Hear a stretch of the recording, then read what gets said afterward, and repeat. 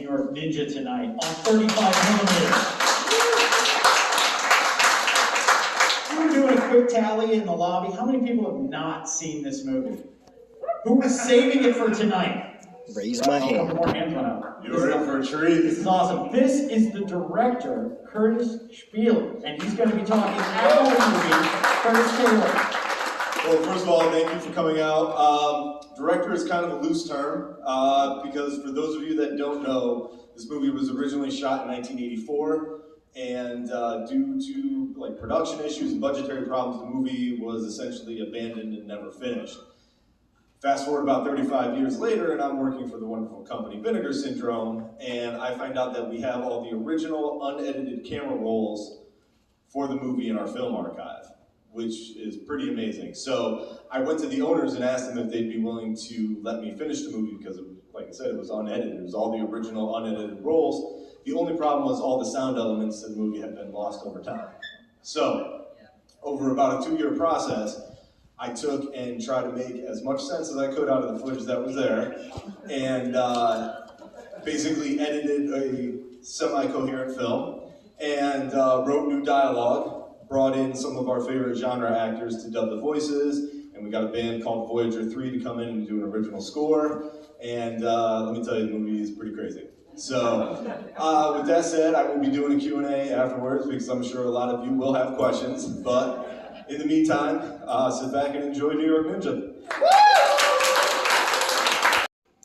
Hey, how we doing, guys? I am in the balcony at the Colonial Theater. That's where the Blob came out, right there. So I know they got to clean up, so I want to get out of here. I just saw New York Ninja, which was put out by Vinegar Syndrome. Listen to the intro and the Q&A at the end to kind of get some more info about this movie. Was shot in 1984, was lost until, put back together more recently, using a bunch of the voice actors of people who they have at their disposal. All right, I'll try to keep this pretty brief. I just got home. It's about 1:30 in the morning from the New York Ninja. They told me I could film this up in the projection booth, but I didn't want to make anybody wait for me any longer. So I just kind of came home, and that gave me a chance to kind of compose my thoughts and think about what I had just seen. I had read about this movie from Fantasia Fest, how it came to be and the people who were involved and everything. And I was really, really excited to see it.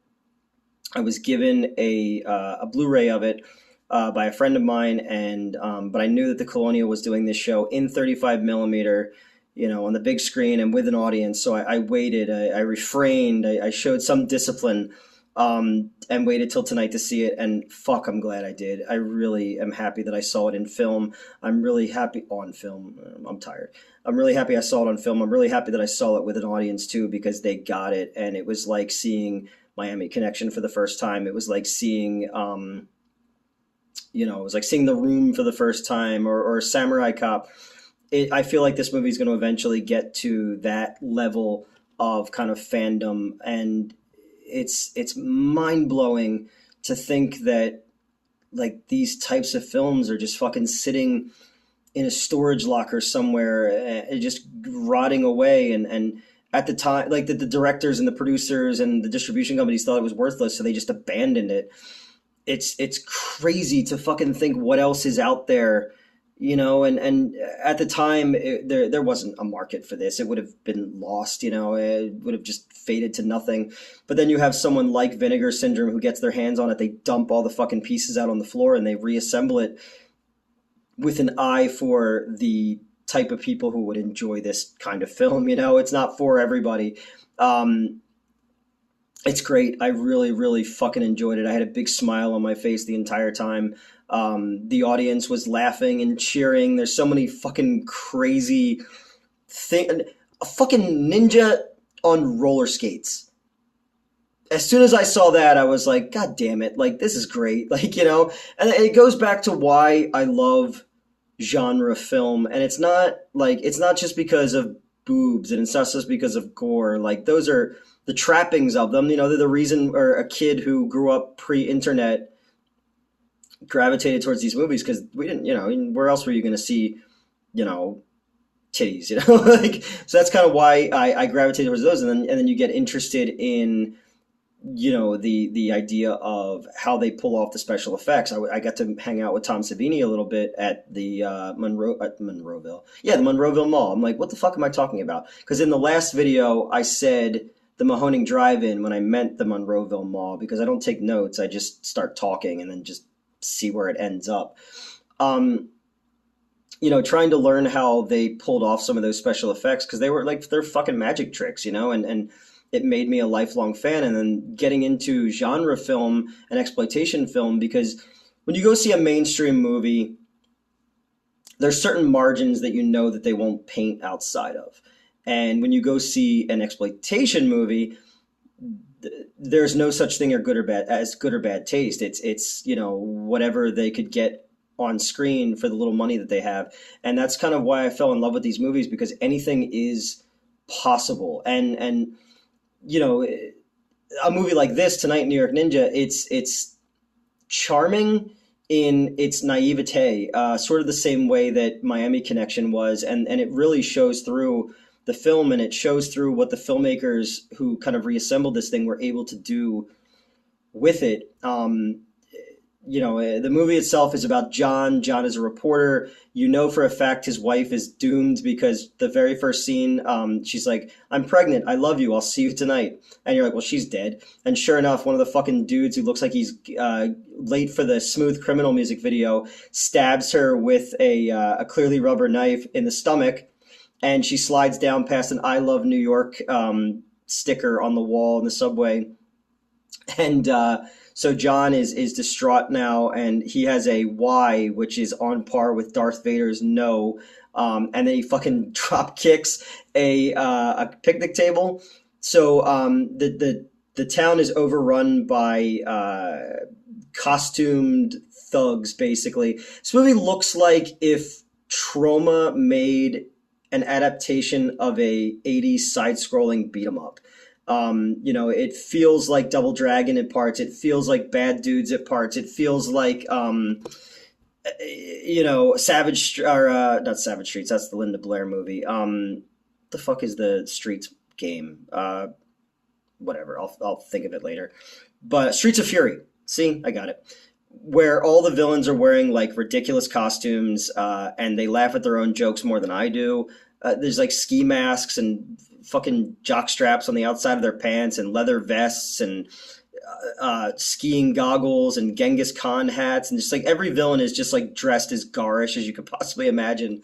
And our main plot revolves around this dude who looks like Elton John in the "I'm Still Standing" music video, and his driver looks like Christopher Maloney in Wet Hot American Summer. They are kidnapping women for this British bad guy who's driving around in a Oldsmobile drinking champagne, so you know he's important. And what we find out about about Elton John is that he also like has plutonium powers. You could tell that like they were trying to make like a comic book movie almost, because once he becomes a New York Ninja, one of the guys, Chuck from the Colonial, said it's New York Murder Batman. It reminded me a little bit more of Spider-Man with some of the stuff. You know, and so John decides that he's going to become the New York Ninja, and he's dressed more like a mummy, New York mummy ninja.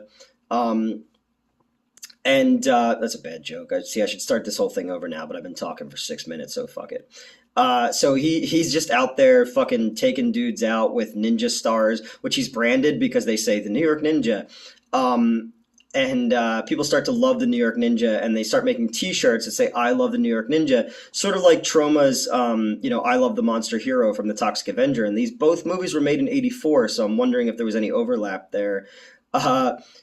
John, the New York Ninja, gets shot at one point, like literally in the heart, but he's able to just dig it out. But a little kid gets shot too, who keeps getting like beaten up by like dudes who are dressed like Adam and the Ants, or they're like the Lost Boys from the Steven Spielberg movie.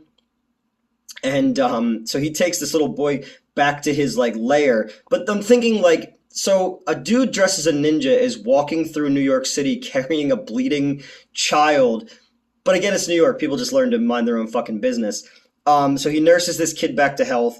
And by doing that, it means they go fishing in like the East River, and John's wearing like nothing but like a low riding like banana hammock, and he's sticking his head into the water and catching fish. And I'm just like kind of worried about where this is going. So the kid, who's just listed as the kid, kind of like in Dick Tracy, kid, he becomes like his Robin, and or almost like the Artful Dodger, because he like recruits an army of like other kids who also love the New York Ninja, and they're out like stopping crime as well. And at one point, like this woman's about to get raped on a playground, and reporters are there filming it, and then the little kid ninjas show up, and the reporters don't do anything, and the kids chase the rapists off. I'm like, what if that went the other way? Like, there's a lot of times where the reporters just kind of watch things happen. It's great because John does like a Superman. He's like, oh, I'm going to go get some food, because they're filming like a car getting broken into. New York Ninja shows up, beats the guys up, and then John comes back. He's like, oh, did I miss anything? And it's like, oh my God, mild-mannered reporter. So Elton John and his plutonium powers, at one point he can also use a wristwatch to hypnotize a woman into having sex with him. And then he uses his plutonium hands, which I don't know why it's just his hands, to touch a woman to kill her. And then he just falls asleep next to the East River in a limo with a dead naked lady. Well, there's no nudity in the movie, but you insinuate what's going on. And then these guys try to rob them, and then plutonium Elton John shoots poisonous darts in their eyes. All the while, the New York Ninjas like, beating dudes up, and he's on roller skates, and the roller skating ninja is by far my favorite fucking part of this entire movie. I legitimately belly laughed when that happened, and I'm glad that like the audience around us kind of got the joke. Well, me, I went by myself. Got the joke and just had a fucking good time with this. Christopher Maloney, driver, winds up fighting him fucking like drunken sword style, and it's the most bizarre thing I've seen in a movie in a long time.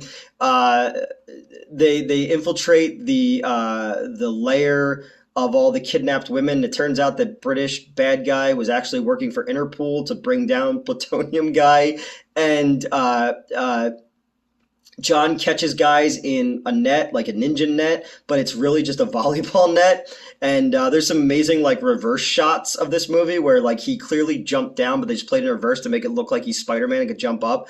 Or when he jumps into the trunk of a car while he's being dragged, kind of Raiders of the Lost Ark style, and it's a great reverse shot.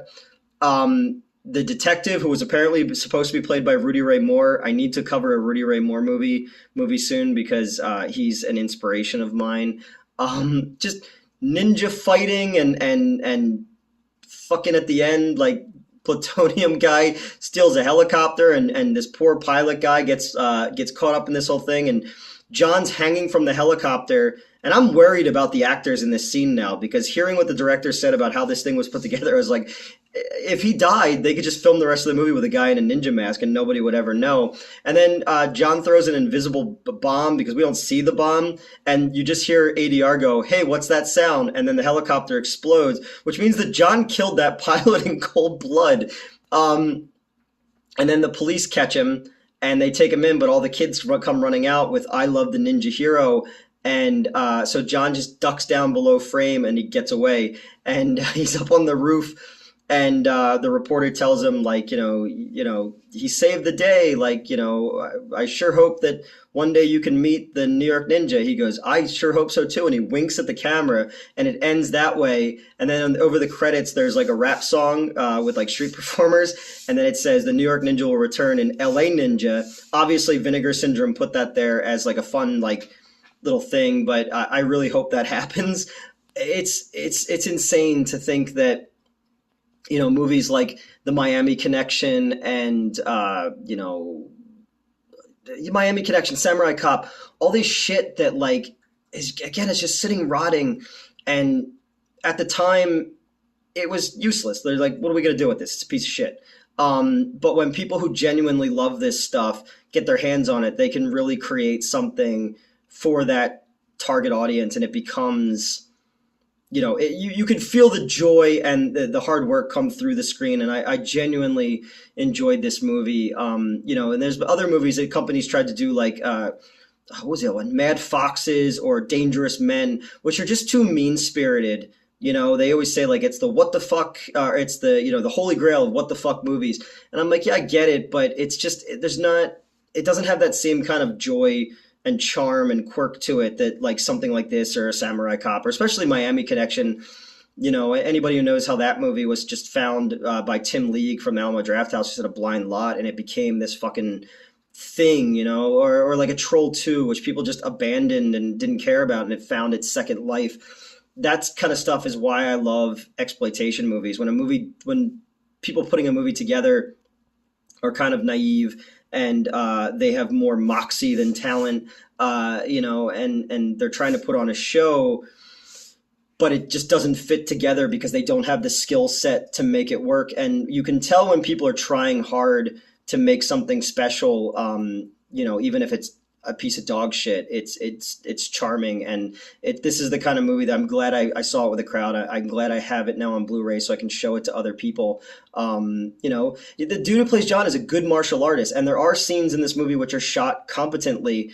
But again, like I'm glad that Vinegar Syndrome got their hands on it and did what they did with it by adding people like Cynthia Rothrock and Michael Berryman and Ginger Lynn and Don the Dragon Wilson, Linnea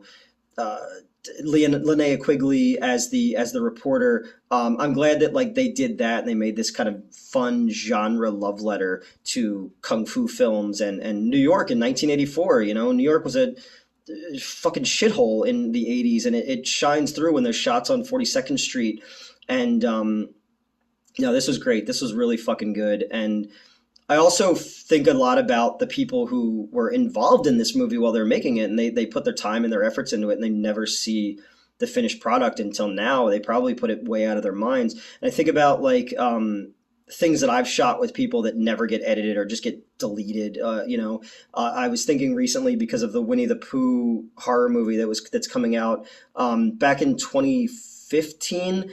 There was like a Power Rangers R-rated fan film that came out. It had I think it was like Casper Van Dien was in it.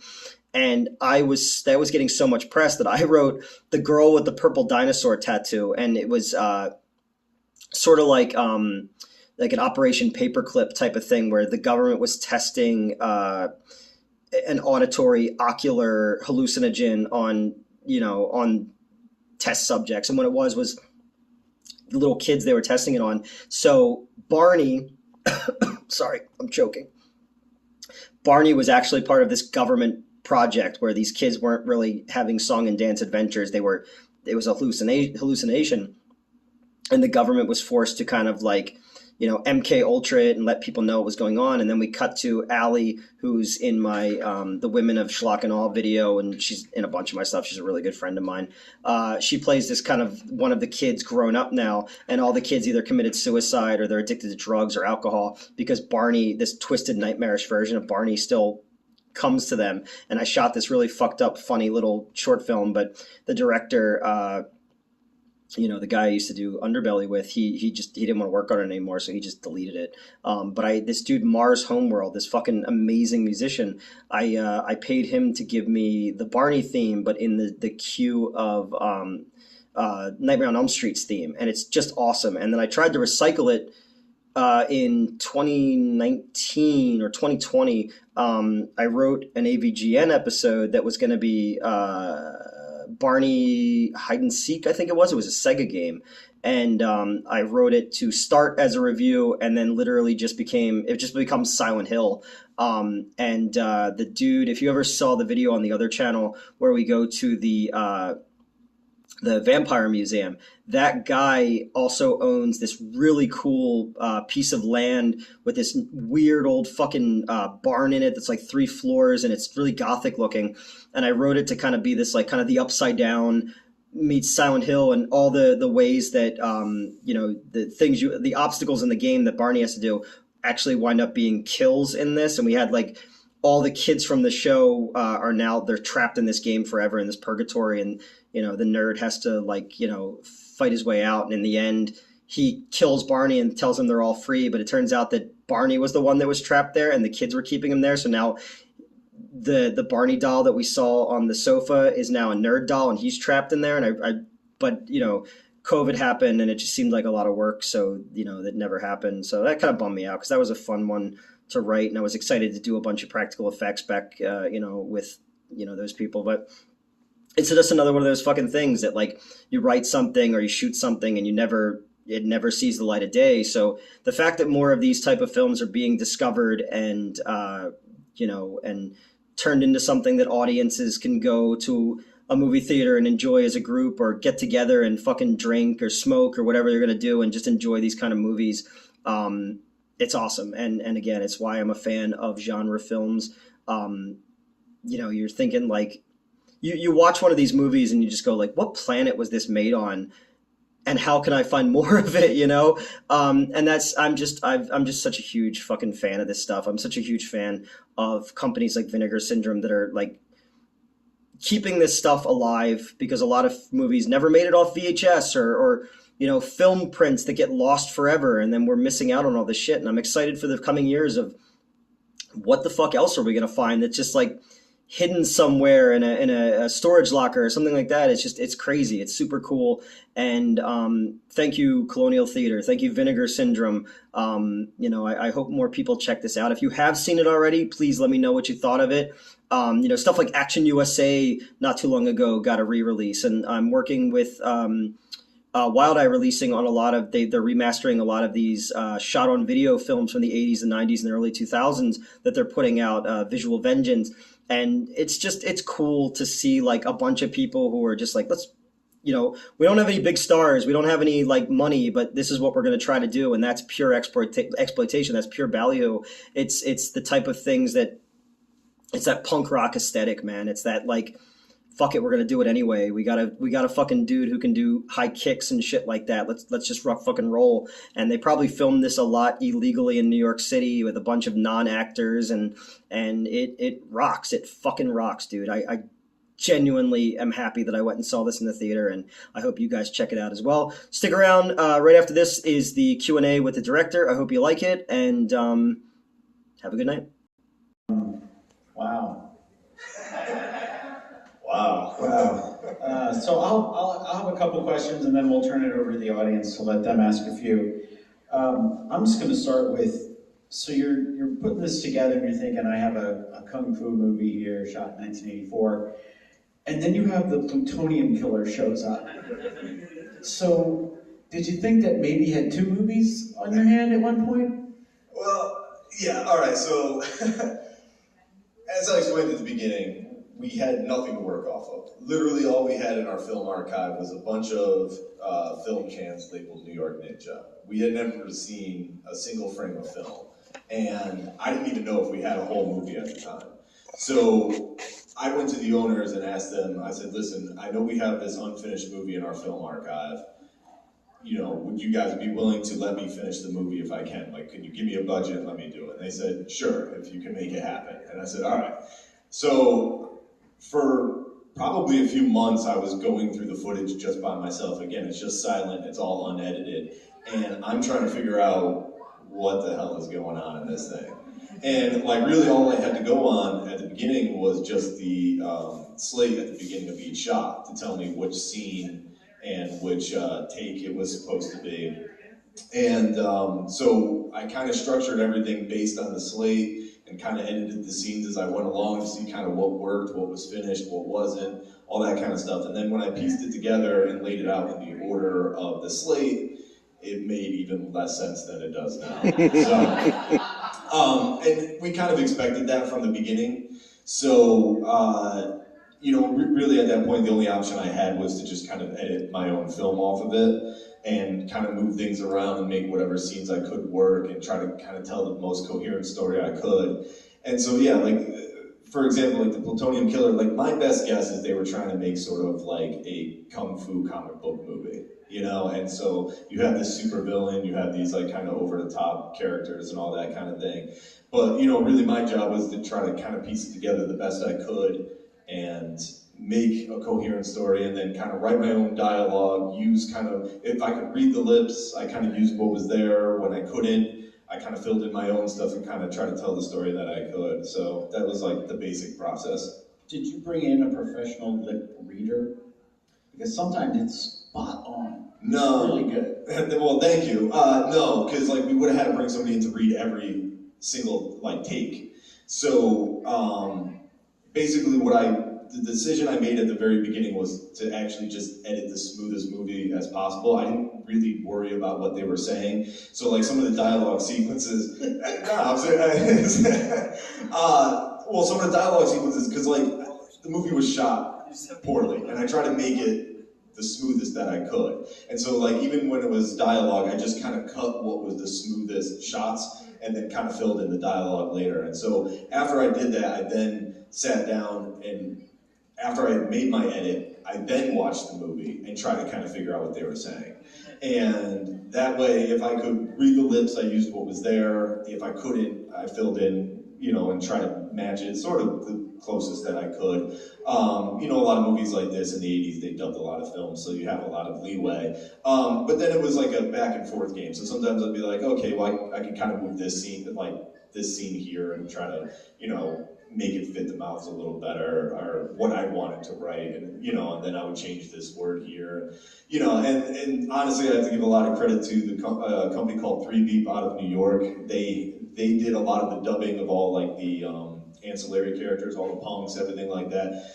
They facilitated all that. They wrote a lot of those lines, so when the punks are just kind of saying crazy stuff, that was just those guys kind of going off the cuff. But not only did they help with the dubbing, but they also did the entire sound design. So there was no, it was all silent. So every single footstep, gunshot, when they're wrecking the car, all those sound effects had to be put in. So they did a tremendous amount of work. Okay, I was wondering if you guys were like out in the parking lot smashing an old car just to get the sound effects to have those, but they did all for you. Yeah, no, so like luckily, because honestly at the very beginning of all this, I was like, because I've done some of my own like independent films and all that, and I was like, this is such a big undertaking to dub all of this stuff, and we wanted to try to get it close to being like period accurate.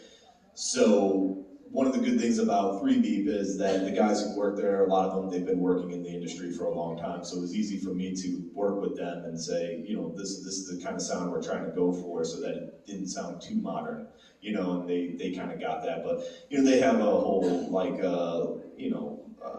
library of sound effects that they can pull from. And so, different things were tweaked here and there. But they also had to Foley a lot for it, too, because there are some very specific sounds.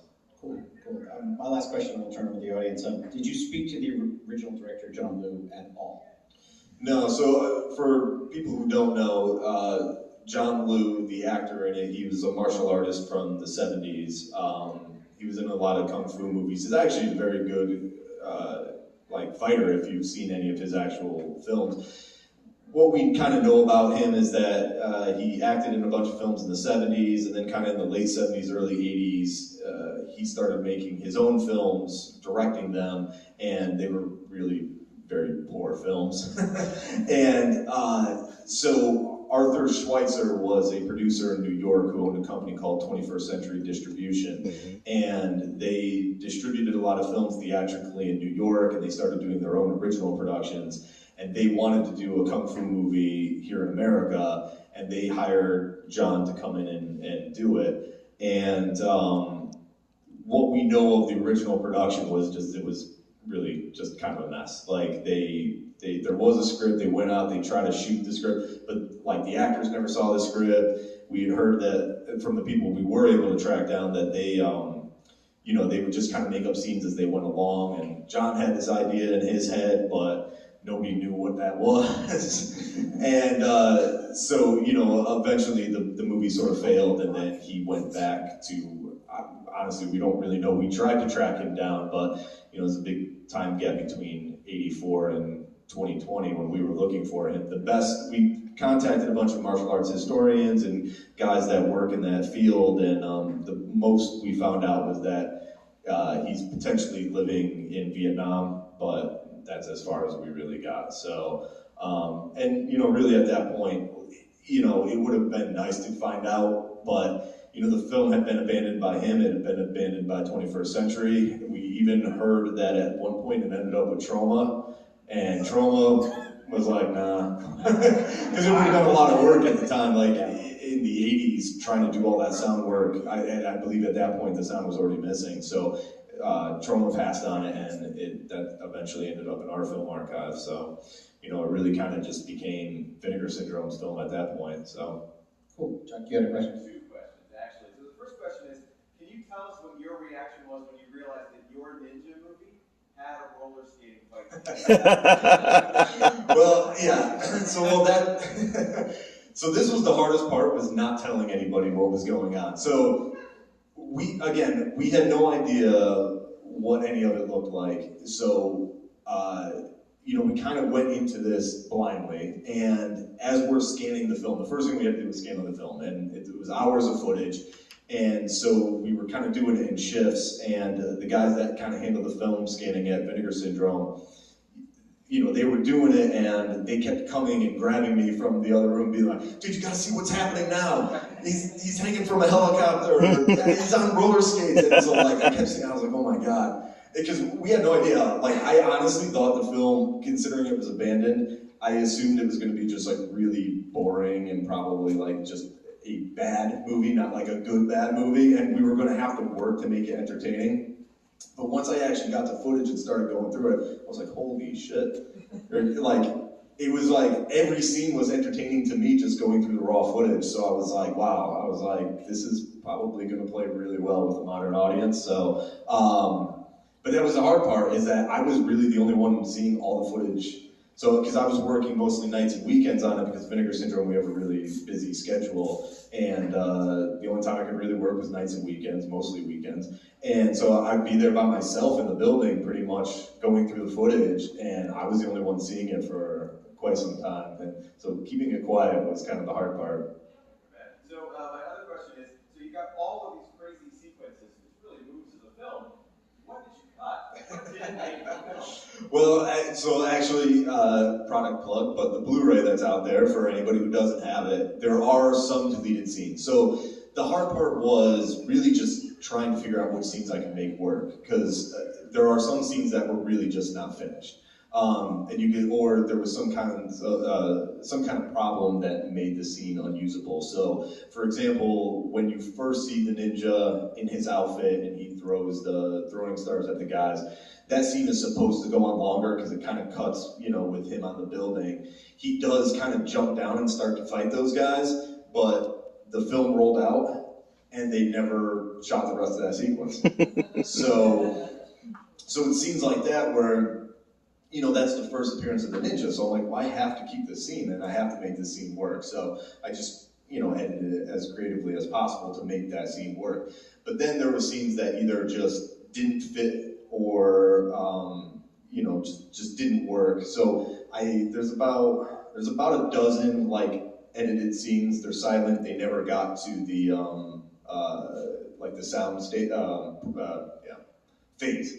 They never got to the sound phase because I cut them early on. So if you get the Blu-ray, you'll see that there's probably about a dozen little scenes that, some of them are fun, some of them just didn't fit the tone of the movie. They were kind of going back and forth trying to figure out if they were making an exploitation movie or not. So, there are some stuff that there was a rape scene in an alley that I just didn't think worked for the film. So the tone was just too much for, the film's playful and there's enough, violence against women. We didn't really need any more. So that scene didn't make it. And, there's the end credit sequence. There's more that kind of explains what was supposed to happen there. It was these street performers get attacked by the punks at one point, but the ninja was supposed to come in and save them, and they never finished shooting that. So that explains why, later on, they would have these, cards that are hey, we love New York Ninja and all that, and so I had all this footage and I didn't know what to do with it, and I was like, well, this would make a great end credit sequence, and just so everybody knows, that rap song that's at the end is actually from the original production. So, yeah, it was something that we ended up finding later on. There was a rapper named Bronx Style Bob, and in '84 he was commissioned to do the song. The movie wasn't even shot yet, but he was commissioned to do the song, and we ended up uncovering that, and so we put that at the end credits. Anyone else? Way in the back, Nick. What's your idea and vision on a sequel? Well, so as you see, we ended it with, a teaser for LA Ninja. I mean, I would love to do an LA Ninja. That was something that I put on for two reasons. Like, number one, a movie like that. Yeah, I'm a big fan of like Sonny Chiba's Street Fighter, and I love the way that movie ends, and it's like Sonny Chiba will return in Street Fighter 2. I forget exactly what it says, but I love the way that ended, and so I felt like it needed like a kicker like that, and I was like, well, movies like this, they would build for a sequel because they'd want people to, obviously they were planning to do merch and everything for the movie, so, they were trying to turn it into something more, so I was like, well, it'd be funny to end it with like the Ninja will return in LA Ninja, and my hope is that if the movie does well enough and people like it, and there's enough of a demand, maybe we can actually do an LA Ninja, so. Nice. We'll see. John Wheatman in the back. So, how did you go about getting the voice actors? Like, what was that process like?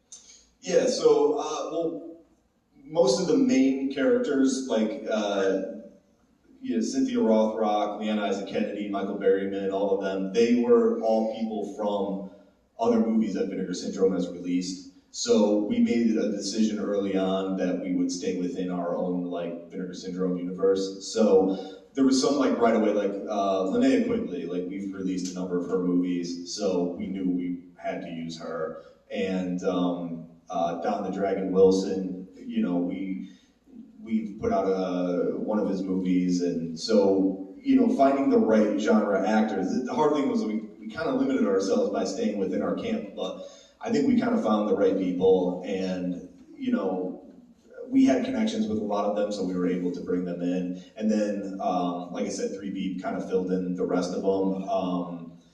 Was it Rico and Switchblade? Those are both guys from 3B that helped a lot with the sound work. So, instead of casting a genre actor for that, we let them keep those parts because they put in a lot of work on the movie as well. Wayne Grayson, who played Rat Tail, that was one of their people. And I don't know if anybody knows who Wayne Grayson is, but he does a lot of voice work. He actually did Michelangelo from the Teenage Mutant Ninja Turtles. If you look up his IMDb, he's got a huge resume for voice work. So things like that, but otherwise, yeah, we casted from basically within what we called our Vinegar Syndrome universe, so. Anyone else? Yes. This is going to be a much more question ever, but to me the most fascinating part is how do you untangle the rights for a movie that's been sort of dead for nearly 40 years at that point? Like you have to find a probably no longer functioning production company. Yeah, well, okay, so I mean that's part of what Vinegar Syndrome does. So if anybody who doesn't know who Vinegar Syndrome is, we're a film preservation restoration company. And we restore films and re-release them on Blu-ray and UHD, and that's part of our job is hunting down rights and all that kind of stuff. But this film specifically, so how we acquired it, how it ended up in our film archive, is because, like I said, the company was 21st Century Distribution that originally produced it, and that company went bankrupt in '85. Before the film was finished or whatever, and so over the years it kind of exchanged hands and all that, but the owner, Arthur Schweitzer, he retained the rights to a number of 21st Century's films. So what ended up happening was several years back when Vinegar Syndrome was like up and coming, one of the owners, Ralph Stevens, he made a deal with Arthur Schweitzer to acquire the rights to all the movies that he still had. And when Ralph went to go pick up the film, they were going through the inventory, checking everything, and this was his words. He said, "There's a movie called New York Ninja on here. What is that? We didn't ask for that." And Arthur was like, "Oh, it's a film that we never finished. We don't know what to do with it, so you guys can take it, throw it away, do whatever you want with it." And so, we basically bought the rights from it right at the very beginning, and. Luckily, Vinegar Syndrome didn't throw it out. Luckily, nobody threw it out, because it would be a shame if nobody got to see that now. But yeah, so we just basically purchased out the films from him, so that's how we ended up with it. So we own the rights, we own the film.